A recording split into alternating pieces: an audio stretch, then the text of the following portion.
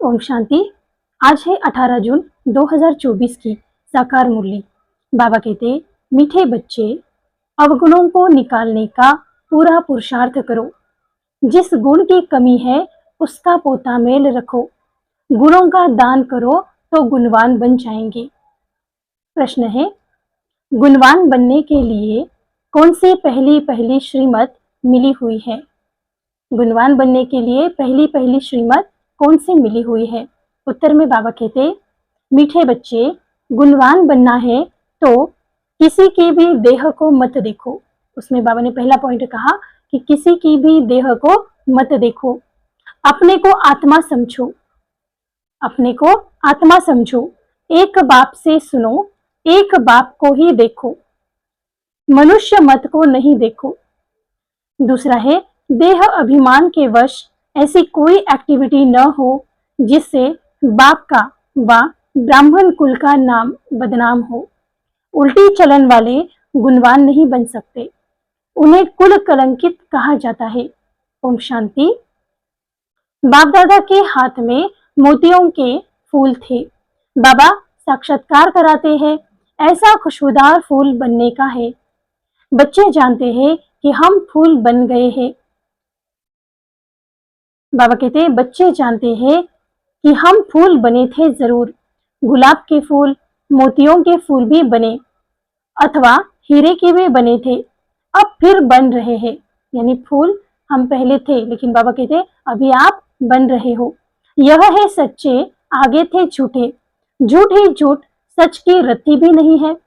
अभी जो समय है, बाबा कहते हैं यह समय है कलयुग का, तो यह झूठ खंड है, रत्ती भर भी सत्य नहीं है। झूठ ही झूठ, सच की रत्ती भी नहीं। अभी तुम सच्चे बनते हो तो फिर सच्चे में सब गुण चाहिए।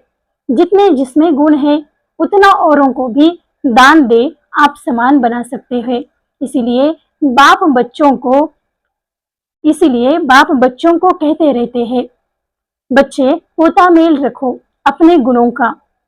बाबा बार बार समझाते हैं कि बच्चे अपना पोता मेल रखो गुणों का।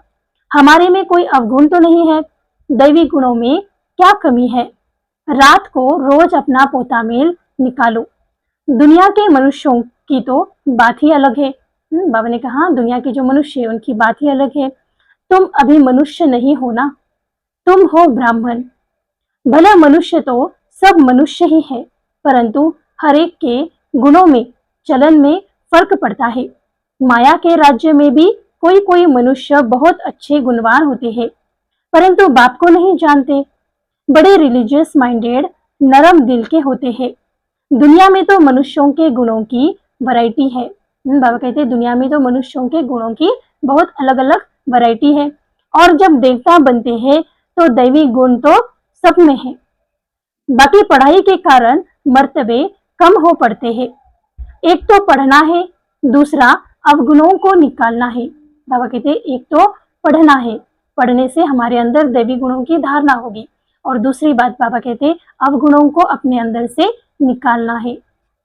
यह तो बच्चे जानते हैं, हम सारी दुनिया से न्यारे हैं। यहाँ यह जैसे एक ही ब्राह्मण कुल बैठा हुआ है।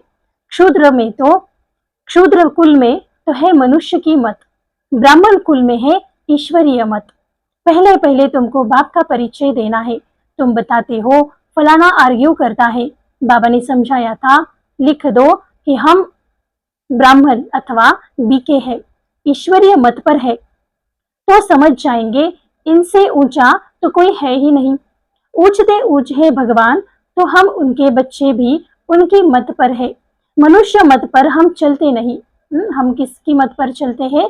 ईश्वरीय मत पर। तो बाबा कहते हैं मनुष्य मत पर हम नहीं चलते हैं, ईश्वरीय मत पर चल हम देवता बनते हैं।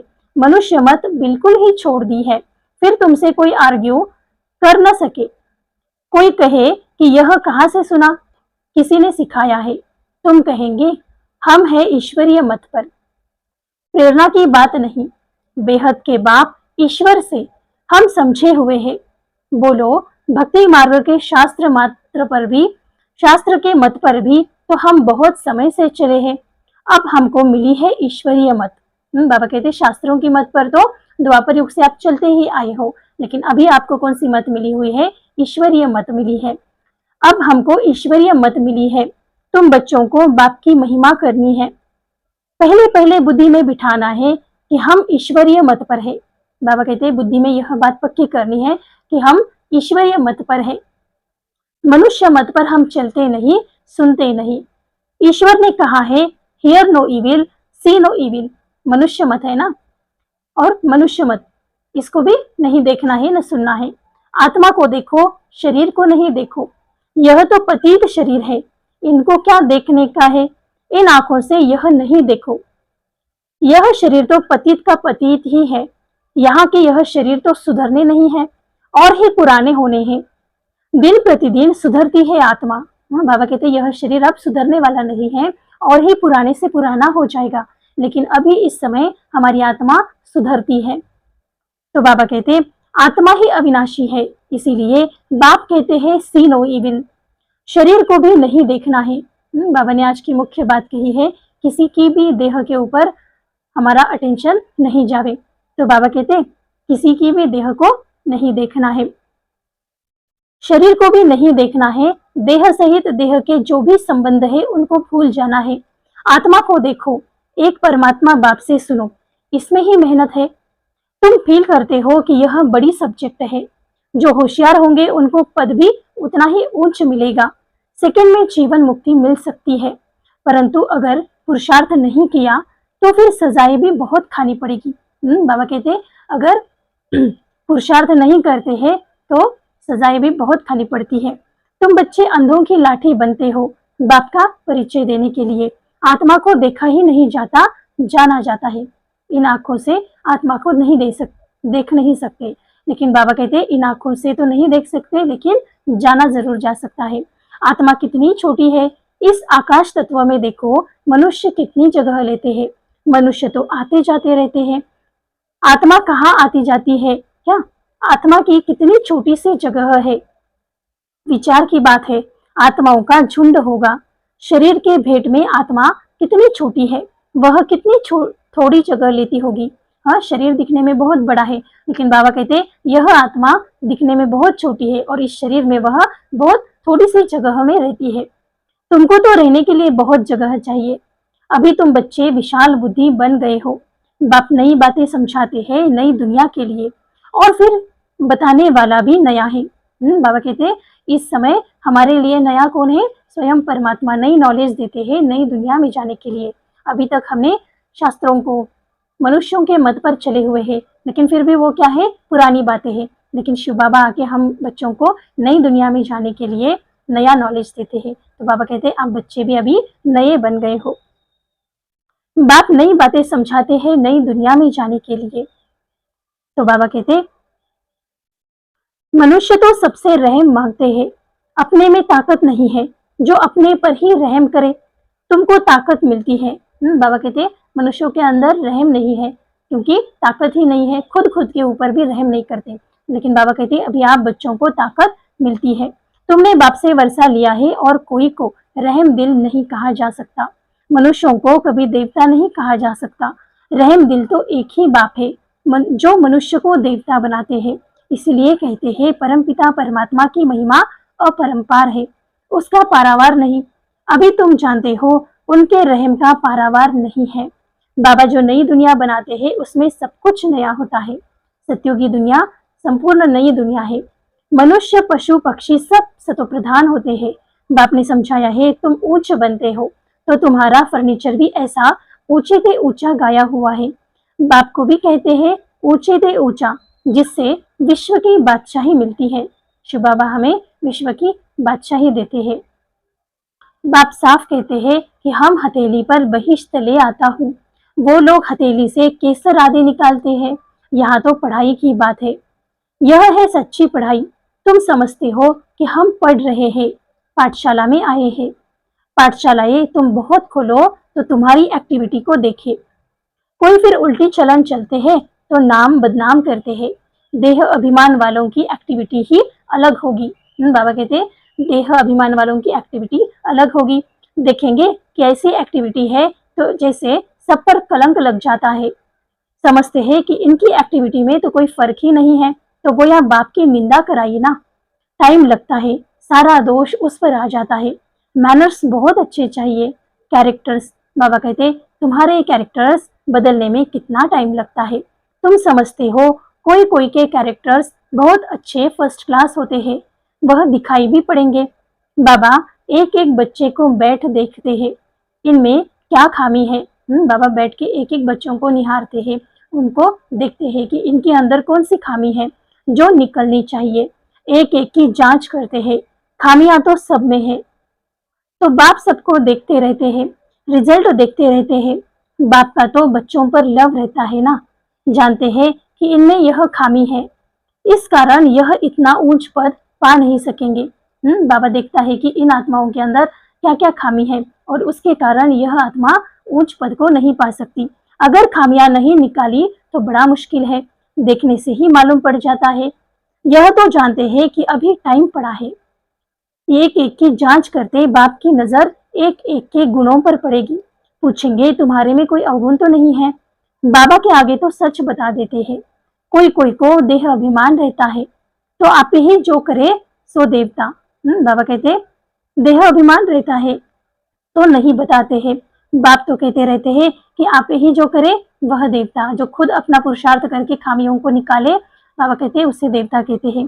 कहने से करे वह है मनुष्य, और जो कहते हुए भी ना करे है वो है बाबा ने कहा है उसको जैसे आसुरी है। बाबा कहते रहते हैं कि जो भी खामियां है वह इस जन्म की, वह बाप के आगे आप ही बताओ। बाबा तो सबको कह देते हैं कि खामियां सर्जन को बतानी चाहिए।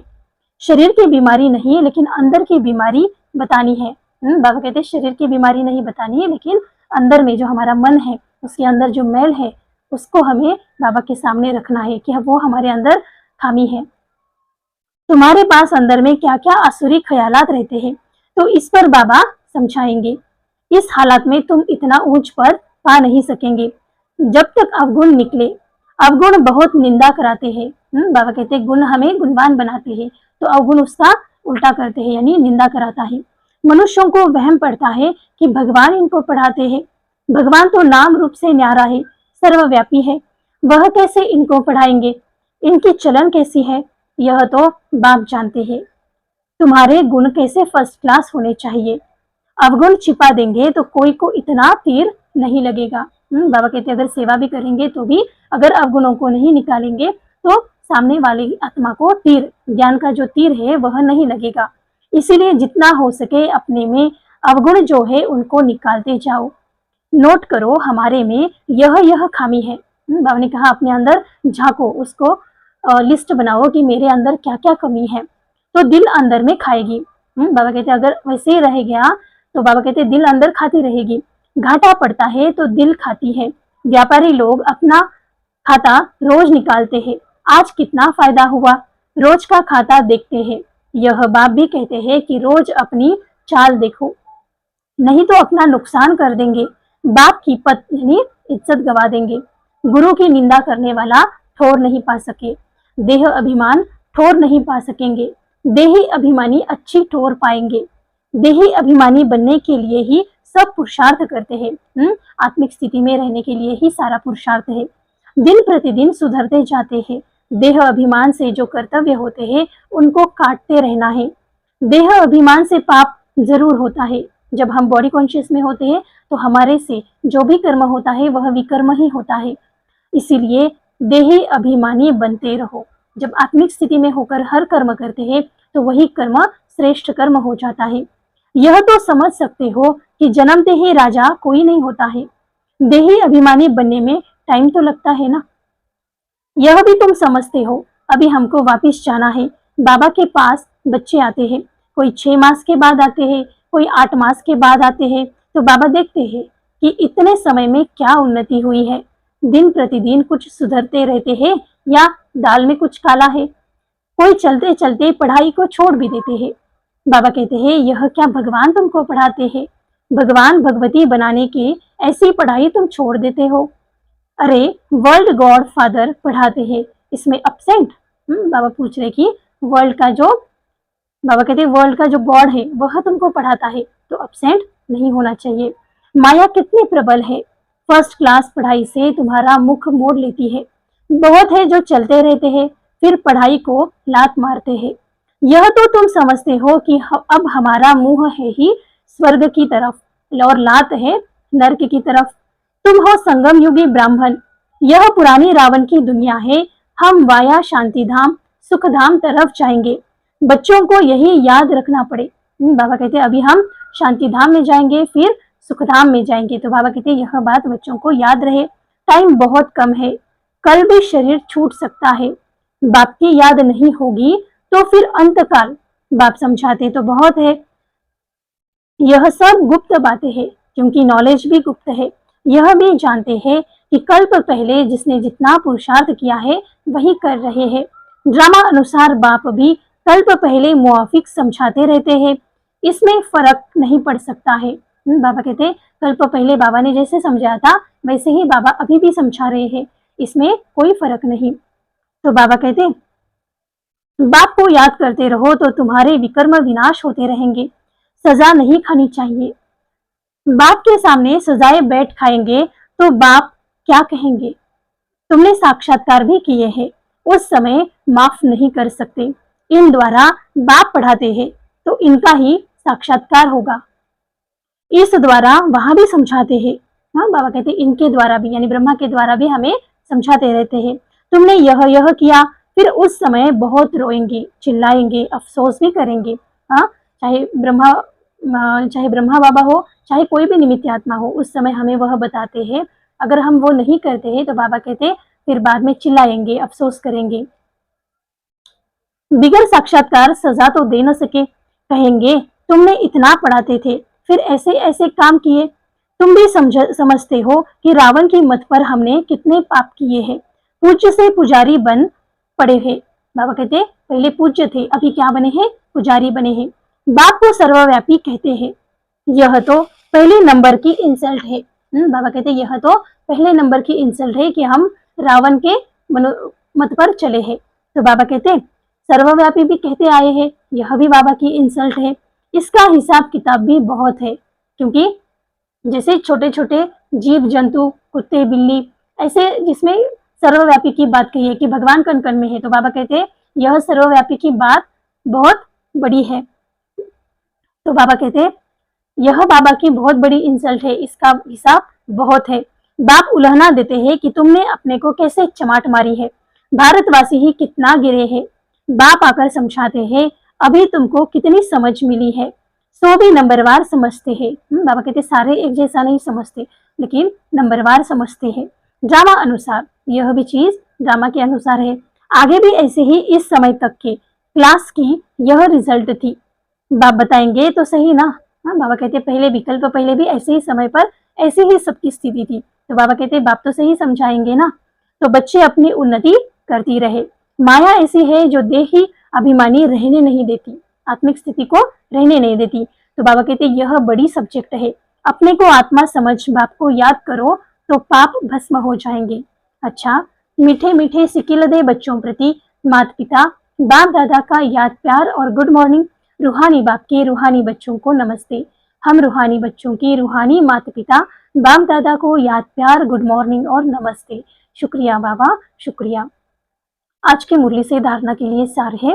पहला पॉइंट, देह अभिमान में आने से पाप जरूर होते हैं। देह अभिमानी को ठोर नहीं मिल सकती, इसलिए देही अभिमानी बनने का पूरा पुरुषार्थ करना है। कोई भी कर्म बाप की निंदा कराने वाला न हो। दूसरा पॉइंट है, अंदर की बीमारियां बाप को सच सच बतानी है, अवगुण छिपानी नहीं है। अपनी जांच करनी है कि मेरे में क्या क्या अवगुण है। पढ़ाई से स्वयं को गुणवान बनाना है। आज की मुरली से वरदान है, हद के रॉयल इच्छाओं से मुक्त रह, सेवा करने वाले निस्वार्थ सेवाधारी भव। हद की रॉयल इच्छाओं से मुक्त रहकर सेवा करने वाले निस्वार्थ सेवाधारी भव। बाबा कहते जैसे ब्रह्मा बाप ने कर्म के बंधन से मुक्त स्नेह के, जैसे ब्रह्मा बाप ने कर्म के बंधन से मुक्त न्यारे बनने का सबूत दिया, सिवाय सेवा के स्नेह के और कोई बंधन नहीं। सेवा में जो हद की रॉयल इच्छाएं होती है वह भी हिसाब किताब के बंधन में बांधती है। सेवा में बाबा कहते हैं जो हद की रॉयल इच्छा होती है वह भी आत्माओं को हिसाब किताब में बांधती है। सच्चे सेवाधारी इस हिसाब किताब के से मुक्त रहते हैं। जैसे देह का बंधन, देह के संबंध का भी बंधन, ऐसे सेवा में स्वार्थ यह भी बंधन है। सेवा में स्वार्थ रहना यह भी बंधन है। इस बंधन से व रॉयल हिसाब किताब से भी मुक्त निस्वार्थ सेवाधारी बनो। आज की मुरली से स्लोगन है, वायदों को फाइल में नहीं रखो, फाइनल बनकर दिखाओ। वायदों को फाइनल में नहीं रखो, लेकिन फाइनल बनकर दिखाओ। अच्छा, ओम शांति।